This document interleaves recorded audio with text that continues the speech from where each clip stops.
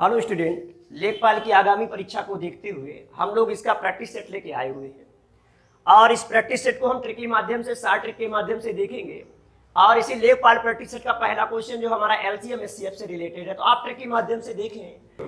बोला है एक किसी कार्य को 24 दिन में पूरा कर सकता है। वर्क एंड टाइम से रिलेटेड क्वेश्चन है, ये भी हमारा लेखपाल प्रैक्टिस सेट से है।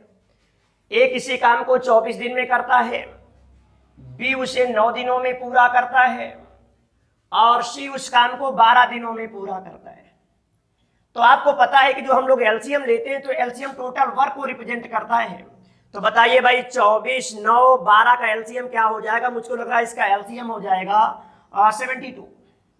इसका एलसीएम हो जाएगा 72। 36 से डिवाइड नहीं होगा ये, नहीं, तो इसका 72 हो जाएगा। तो 24 से काटिए, ये करेगा 3 काम, 9 से काटिए ये करेगा 8 काम और 12 से काटिए ये करेगा 6 काम।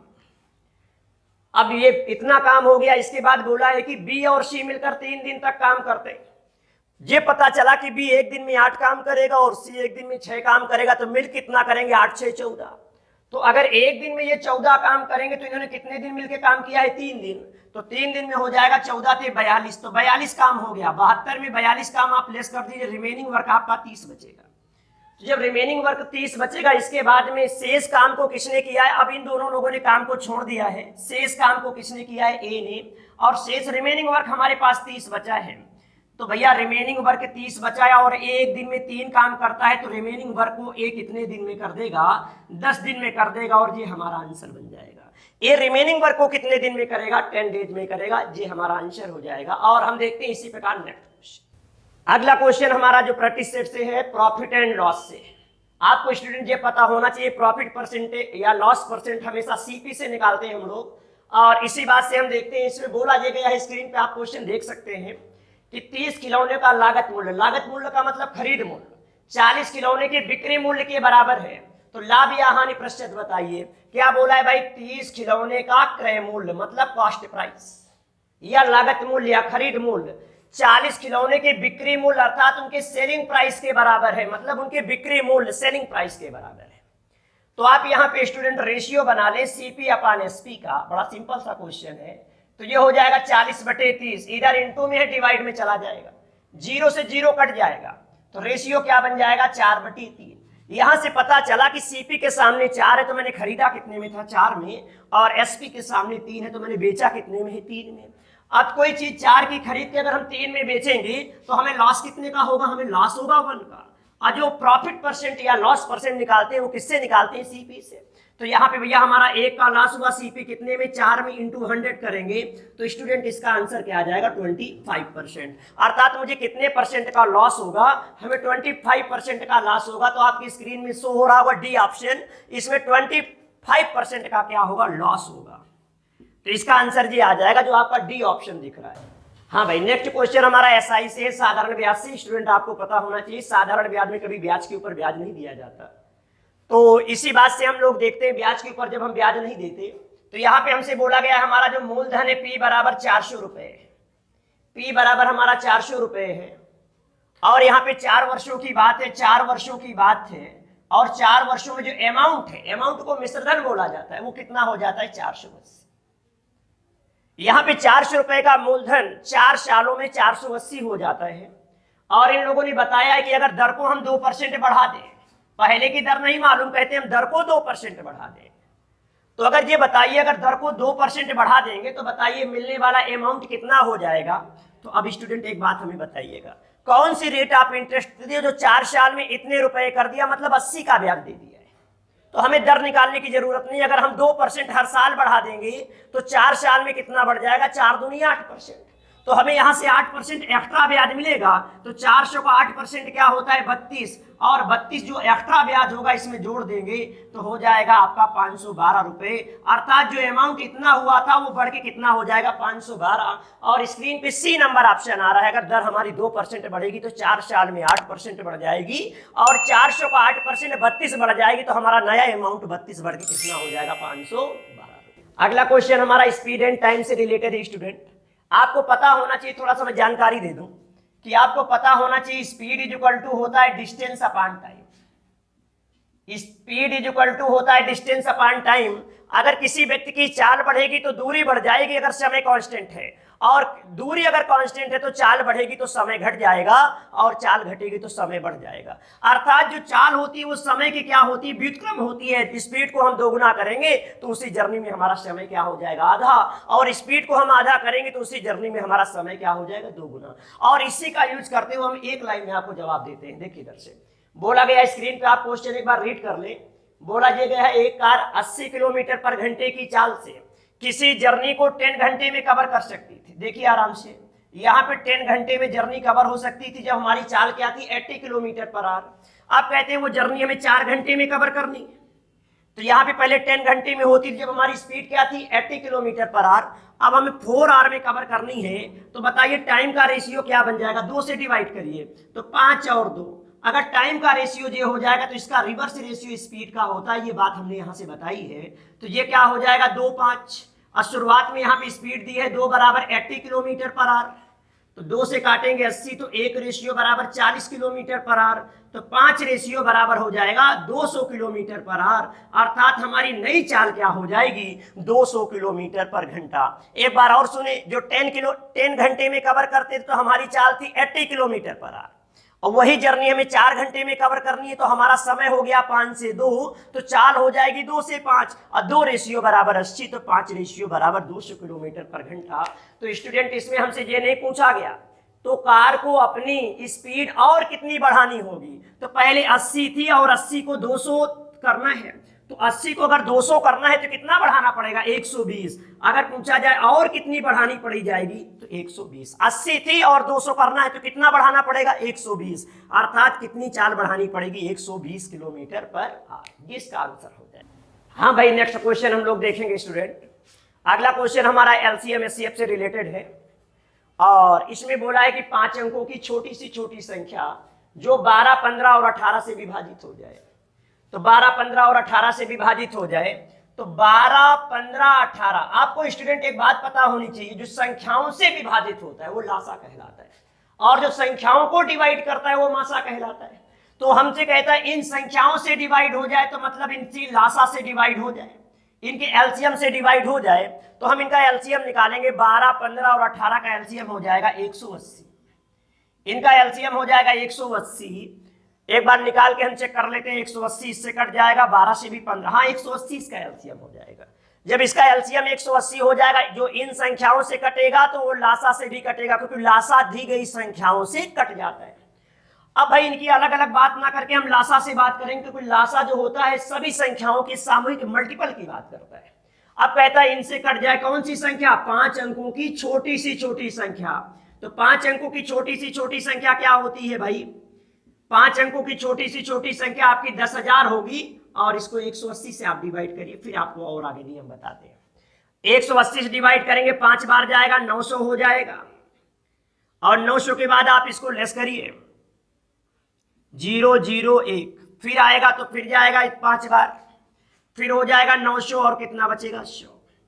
आप इसमें कुछ लेस नहीं कर सकते, अगर लेस कर देंगे तो ये संख्या 5 अंकों से छोटी हो जाएगी। तो लेस तो किया जाता है रिमाइंडर को, अगर रिमाइंडर 100 निकाल लो तो ये संख्या कट जाएगी, लेकिन इससे अगर हम कुछ निकालेंगे तो संख्या 4 अंकों में कन्वर्ट हो जाएगी। तो स्टूडेंट बताइए क्या जोड़ा जाता है, तो भाजक और शेषफल का अंतर हमेशा जोड़ा जाता है। तो 180 और 100 में अंतर कितने का है, 80 का, तो इसमें हम 80 जोड़ देंगे तो हमारा आंसर आ जाएगा 10,080। अर्थात वो 5 अंकों की छोटी सी छोटी संख्या क्या होगी, 10,080। ये हमारा आंसर। अगला क्वेश्चन हमारा ट्रायंगल से, तो स्टूडेंट आप ट्रायंगल के बारे में जाने, तो आप ये भी जानते जाएं कि जो हमारा लेखपाल है एडवांस से भी क्वेश्चन पूछता है, तो इसके विषय में थोड़ी सी बेसिक जानकारी आपको होनी चाहिए, ठीक है। नहीं होगी तो हम लोग आगे वीडियो बना के डाल देंगे। इसमें बोला गया किसी त्रिभुज का एक कोण शेष 2 कोणों के योग से बड़ा है, तो बताइए त्रिभुज क्या होगा। तो आपको थोड़ी हम जानकारी दे दें। त्रिभुज 3 प्रकार के होते हैं। एक न्यून कोणीय त्रिभुज होता है जिसमें थीटा लेस देन क्या होता है, देखिए इधर से मैं बताई दे रहा हूं आपको थोड़ी सी जानकारी। एक न्यून कोणीय त्रिभुज होता है जिसे बोलते हैं एक्यूट ट्रायंगल। एक होता है भैया हमारा न्यून कोणीय त्रिभुज, एक होता है हमारा समकोणीय त्रिभुज, और एक होता है अधिक कोणीय त्रिभुज।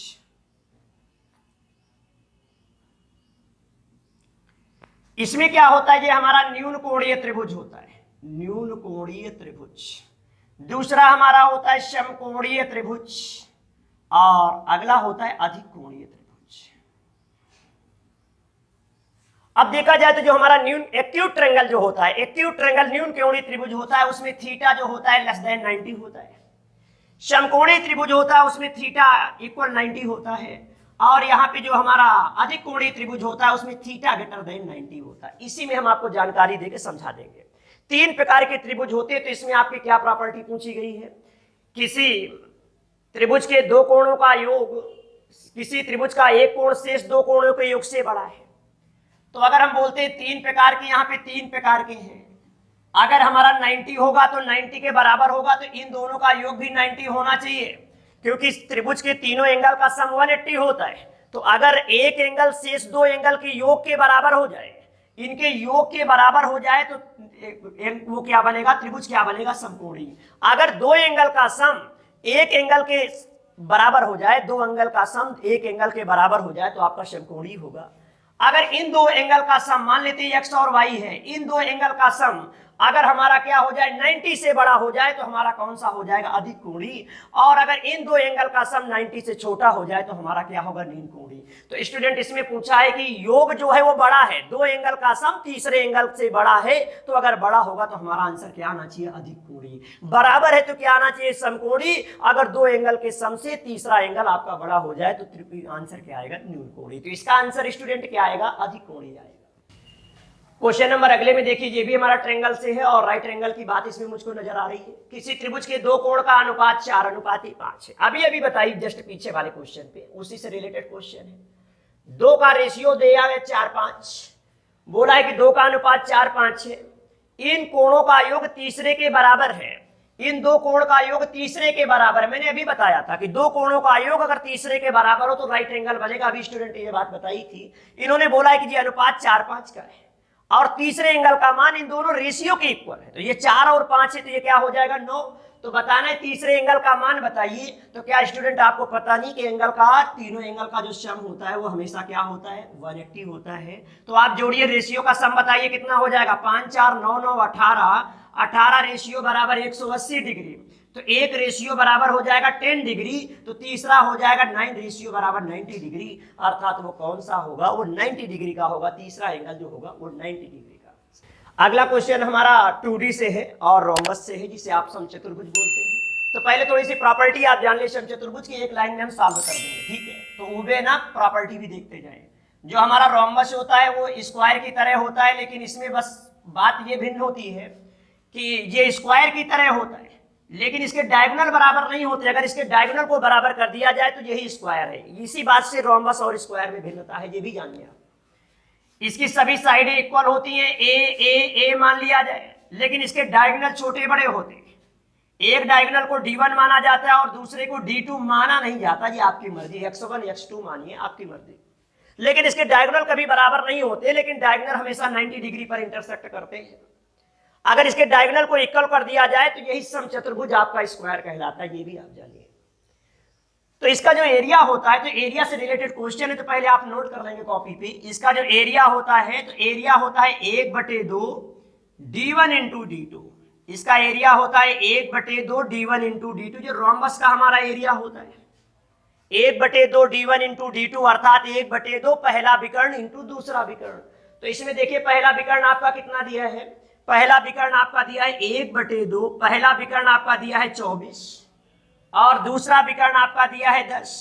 2 से हम डिवाइड कर देंगे तो ये हो जाएगा 12, और 12 × 10 करेंगे तो आंसर आ जाएगा 120। अर्थात इसका डायरेक्ट आंसर आ चुका है हमारा 120। लेकिन स्टूडेंट इसमें ये नहीं पूछा हमसे, क्या पूछा? इसमें परिमाप पूछा है। एरिया अगर पूछा होता तो 120 आता, लेकिन इसमें हमसे परिमाप पूछा है। तो परिमाप का मतलब यहां से आप जान लीजिए, परिमाप का मतलब होता है पेरीमीटर, अर्थात इसमें P बराबर क्या हो जाएगा? 4a, a 4a हो जाएगा। और इसके लिए भी हम आपको फार्मूला बेहतरीन सा बता देते हैं, जो आप लोग लगा लें। इसके लिए एक फार्मूला और होता है कि होता है D1 square plus D2 square equal to होता है 4a स्क्वायर। ये फार्मूला आप डायरेक्ट लगा सकते हैं। जो रोम्बस का फार्मूला होता है D1 square plus D2 square बराबर 4a स्क्वायर। तो D1 स्क्वायर आपका क्या हो जाएगा? D1 बराबर कितना दिया है? 24। तो तो 24 का स्क्वायर हो जाएगा आपका 576, और d2 दिया है 10, 10 का स्क्वायर हो जाएगा 100 is equal to 4a square. इसको जोड़ेंगे तो ये हो जाएगा आपका, इसको जोड़ेंगे तो ये आपका कितना हो जाएगा, इसको जोड़ने पे हो जाएगा आपका 676 इज इक्वल टू हो जाएगा 4a स्क्वायर। 4 से हम इसको डिवाइड करना चाहते हैं, 4 से डिवाइड कर दीजिए, 4 से ये एक बार हुआ और ये हो जाएगा आपका 4 से एक बार हुआ, और 2 बच गया, 4 6 24 हो गया, और आपका 1 बच गया, तो 4 4 4 6 24 और 1 बच गया, 4 चौको 16 is equal to a square. और इसमें देखा जाए तो इसे हम क्या लिख सकते हैं भाई, कैलकुलेशन थोड़ी सी टफ हो गई लेकिन तभी सॉल्व करेंगे। इसको हम 4 से काट के देखें, 4 के नम 4, 2 बचा, 4 6 24, 3 बचा, 4 9 36, यहाँ a स्क्वायर बराबर इतना, तो ये 13 का स्क्वायर होता है तो a बराबर हो जाएगा 13। अब परिमाप क्या होता है 4a, तो 13 चौको कितना हो जाएगा 52। तो स्टूडेंट कई बातें इसमें बता दी। इसमें एरिया का फार्मूला होता है 1/2 d1 इंटू d2। अगर एरिया पूछा जाता तो आंसर आता 120। दूसरे में परिमाप अगर पूछा जाता तो ये फार्मूला अप्लाई करेंगे, और यहां से हमने a बराबर 13 निकाला है, तो यहाँ पे परिमाप होता है 4a, तो a बराबर 13 हो गया, तो 4 में गुणा करिए, 13 चौको 52, अर्थात इसका पेरीमीटर कितना हो जाएगा 52। जो ऑप्शन सी दिख रहा है इसका राइट आंसर होगा। ठीक है, तो इसको आप आराम से नोट कर लेंगे और फार्मूला भी याद रखें। क्वेश्चन अगला है, आप लोग स्क्रीन पे देख लें। ए की आमदनी का 35% बी की आमदनी के 25% के बराबर है। ए की आमदनी का 35% मतलब अपान में क्या होगा 100, और बी की आमदनी के 25% के बराबर है। तो बोलना है इसमें कि बताइए उन दोनों की आमदनियों का अनुपात बताइए, तो एक लाइन में आंसर आ गया। ए की आमदनी का 35%, बी की आमदनी के 25% के बराबर है। तो रेशियो स्टूडेंट बनाना है इसमें, आप देखिए स्क्रीन पे आपके आ रहा होगा। 100 से 100 कट गया, 5 से काटेंगे 7 हो जाएगा, 5 से काटेंगे ये 5 हो जाएगा। ए अपान बी का अनुपात बताना है, इज इक्वल टू हो जाएगा 5/7। यही आपका आंसर बन जाएगा कि उनकी आमदनियों का अनुपात क्या होगा 5:7। तो आपके स्क्रीन पे बी नंबर ऑप्शन दिख रहा होगा, जो कि इसका राइट आंसर है। देखते हैं भाई, ये स्थानीय मान और अंकित मान से रिलेटेड क्वेश्चन, लेकिन इसका क्रेज जा चुका है, लेकिन आज भी आपके एग्जाम पे कभी कभी आ जाता है, तो इसके विषय में थोड़ी जानकारी रखें। आपके स्क्रीन पे देखो, इसमें डिजिट दे रहा है 1 3, आप लोग देख लें स्क्रीन पे आ रहा होगा 1 3 2 4, 1 3 2 4 और 6 8 में बताना है 3 के स्थानीय मान, 3 के स्थानीय मान, इसका स्थानीय मान और अंकित मान दोनों में इसमें क्या बताना है, स्थानीय मान और अंकित मान का योग बताना है। तो यहां पे 3 के स्थानीय मान और अंकित मान का योग बताना है भाई साहब। तो अगर देखा जाए तो इसमें हमें ये बताना है, तो 3 का अगर स्थानीय मान देखेंगे तो 3 लिख देंगे, 1 2 3 4, तो इसके बाद में हम 4 जीरो बना देंगे। इसका प्लेस वैल्यू आपको देखना है, तो यहाँ पे 3 के बाद 1 2 3 4 जीरो बना देंगे, तो ये इसका स्थानीय मान हो जाएगा। 1 2 3 4 जीरो बना देंगे, 3 के बाद ये स्थानीय मान हो जाएगा। अगर हम इसके अंकित मान की बात करें तो अंकित मान तो वही होता है, उसकी जो लोकल वैल्यू होती है वही उसका अंकित मान होती है, वो आपकी लोकल वैल्यू हो गई, और ये आपकी प्लेस वैल्यू हो गई। दोनों का एडिशन बताना है, तो आप 3 जोड़ देंगे, तो 3 0 0 और 3, जी आपका अंकित मान और स्थानीय मान का क्या आ जाएगा, योग। तो अंकित मान वही वैल्यू का मान होता है, वो लोकल वैल्यू होती है, और स्थानीय मान प्लेस वैल्यू होती है। तो इसका प्लेस कौन सा, इकाई, दहाई, सैकड़ा, हजार, 10,000, तो आप लिख देंगे 30,000। तो ये आपका आप स्थानीय मान और ये आपका अंकित मान, अंकित मान को जातीय मान भी बोलते हैं। तो इनको दोनों का एडिशन बताना था, और ये आपका ऑप्शन हो जाएगा। बोला ये गया है कि दो संख्याएं 2:7 के अनुपात में है, और उनका एलसीएम कितना दिया गया है। एलसीएम देखिए स्क्रीन में कितना दिया गया है, 42 दिया गया है। तो हमसे बताना है कि दोनों संख्याओं का गुणनफल क्या होगा। तो आप जानिए कि भाई जो एलसीएम है, तो एलसीएम से एचसीएफ कैसे निकाला जाता है, पहले ये जाने। अगर एलसीएम दिया है तो एलसीएम के अंदर एचसीएफ भी होता है, और जो अनकॉमन फैक्टर होता है वो भी होता है। तो आप यहाँ पे अनकॉमन फैक्टर का रेशियो बना हुआ है 2 और 7, तो इसका इंटू, जैसे इसका इंटू करके इसमें एलसीएम में डिवाइड करेंगे, वैसे आपका क्या आ जाएगा, एचसीएफ।